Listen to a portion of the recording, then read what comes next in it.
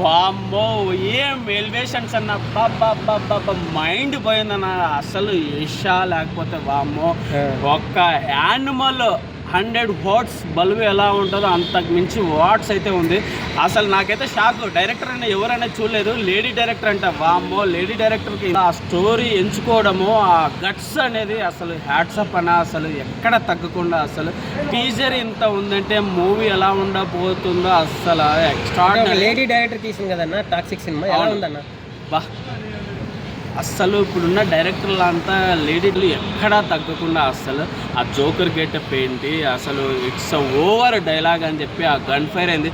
ఆ టబ్బులో నుంచి వామ్మో ఇలా ఉండి ఆ ట్యాటూతో అలా చూస్తుంటే యశు వామ్మో నాకైతే నాన్న రికార్డ్స్ మొత్తం తిరగరాసి యశు నోట్లో వేసుకుంటాడు.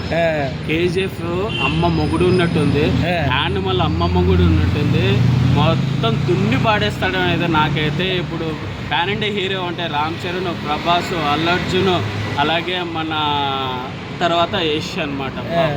అసలు లాస్ట్ క్లైమాక్స్ ఎండింగ్లో అయితే అసలు క్లీన్ షోలో అలా కనిపిస్తుంటే నాకైతే రామ్ చరణే కనిపించాడు. ఇద్దరు కలిసి చేసినట్టు అనిపిస్తుంది.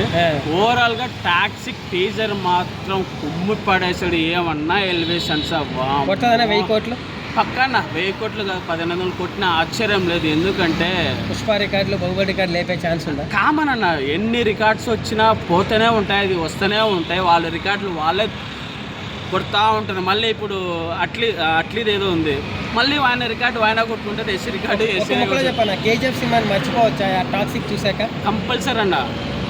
అంటే స్టోరీ చూసేంతవరకు చెప్పలేం, కానీ ఎలివేషన్స్ మాత్రం మించి ఉండొచ్చు అనుకుంటున్నాము. ఈ హైప్ అలాగే మూవీలో ఉంటుందంటే పక్కా మర్చిపోవచ్చు కేజీఎఫ్. థ్యాంక్స్.